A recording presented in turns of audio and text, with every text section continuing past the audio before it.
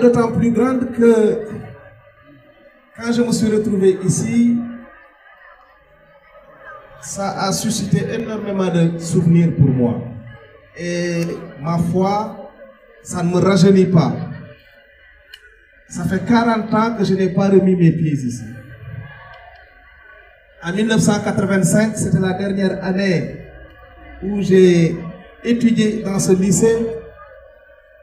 Et c'est là où j'ai obtenu ma deuxième partie du baccalauréat. En ce moment-là, c'était deux parties, première et deuxième partie. Je n'ai pas été dépaysé, les peintures sont restées les mêmes. La disposition des immeubles, la même chose. Quand je me retourne, je vois ici les laboratoires de la physique et de la chimie. À ma gauche, j'ai le bâtiment D où on faisait justement nos cours de sciences naturelles. Et je voudrais simplement vous dire, chers élèves, que vous avez le devoir de reprendre le flambeau et de le reprendre haut. Parce que le lycée Blaise Diagne est un lycée exceptionnel au Sénégal. Il a formé énormément de cadres. Beaucoup de hauts cadres de notre pays ont été formés ici.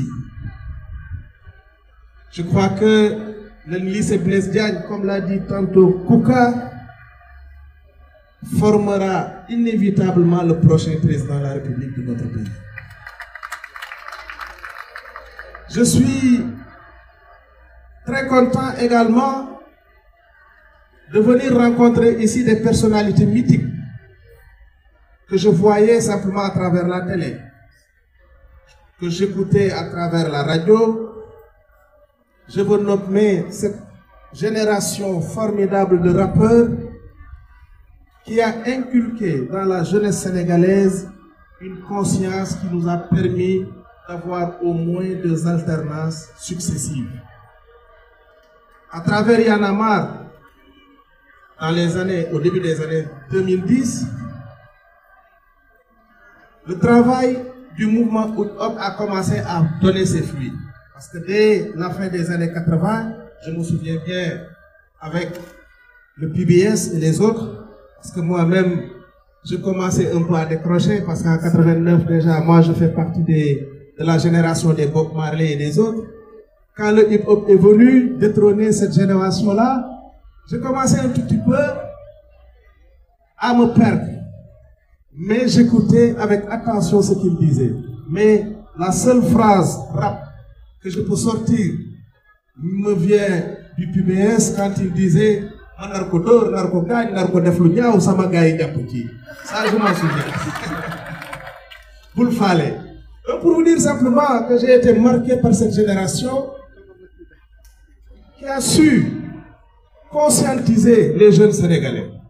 En 2011, nous nous souvenons bien du combat qu'ils ont mené le 23 juin et qui nous a permis justement de mettre fin à une gouvernance que les Sénégalais jugeaient anormale.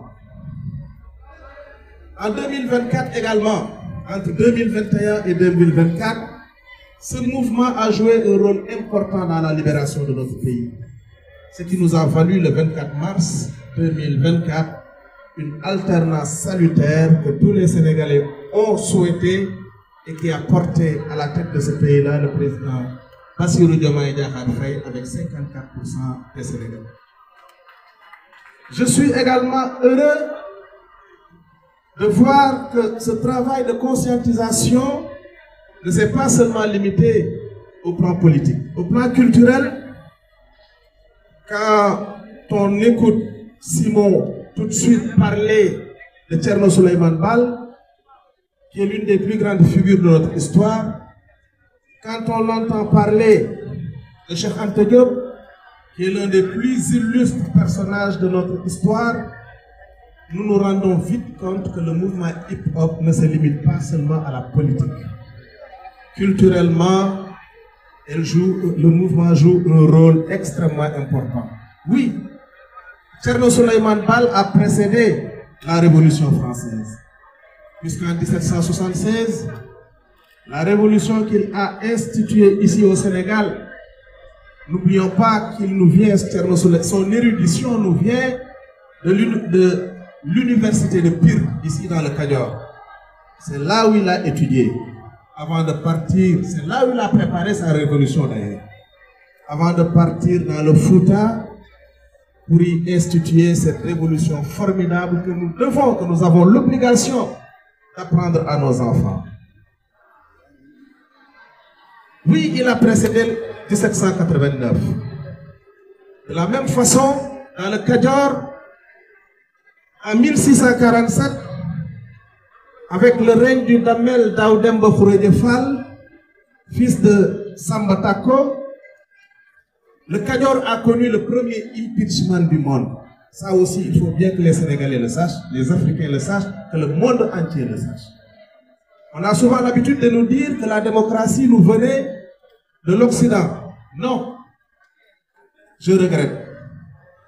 L'Afrique ne peut pas être le berceau de l'humanité sans être le continent précurseur de toutes les avancées de l'humanité. La première civilisation a eu lieu ici en Afrique. Et c'est le fait de gens qui sont aussi noirs que moi et vous.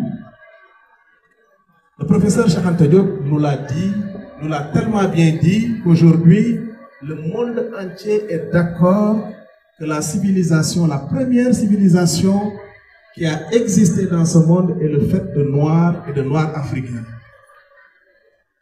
Oui, l'Afrique a bien précédé dans bien des domaines les autres continents. Cela ne veut pas dire que nous avons un mérite particulier.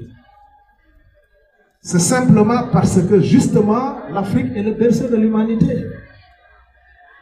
S'il a su construire la première civilisation, mais c'est parce que le premier homme, Homo sapiens, est né ici en Afrique avant de quitter l'Afrique pour aller peupler le reste de la terre.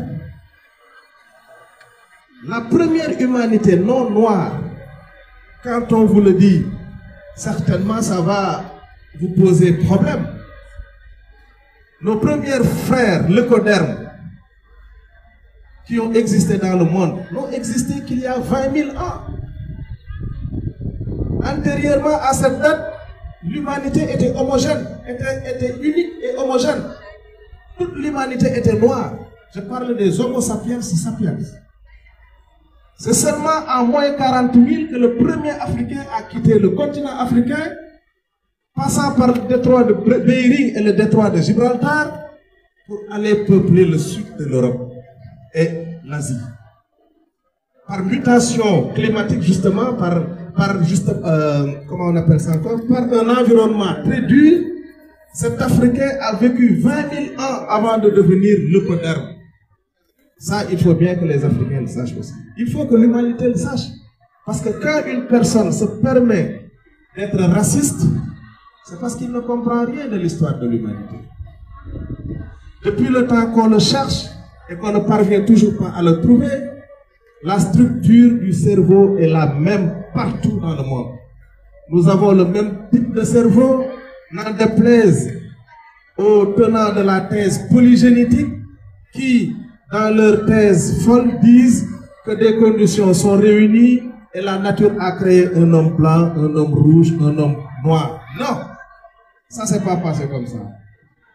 La nature ne passe jamais deux fois par le même point. Ça, le professeur Cheikh Anta Diop au moins me l'a appris. La nature a créé l'homme pour la première fois ici en Afrique. Et c'est cet Africain qui est sorti de l'Afrique pour aller peupler le reste de la terre et nous produire nos frères leucodermes qui aujourd'hui, malheureusement, n'ont pas reçu cette éducation. En tout cas, la plupart d'entre eux n'ont pas reçu cette culture pour comprendre que nous sommes tous des frères. L'humanité est une et indivisible.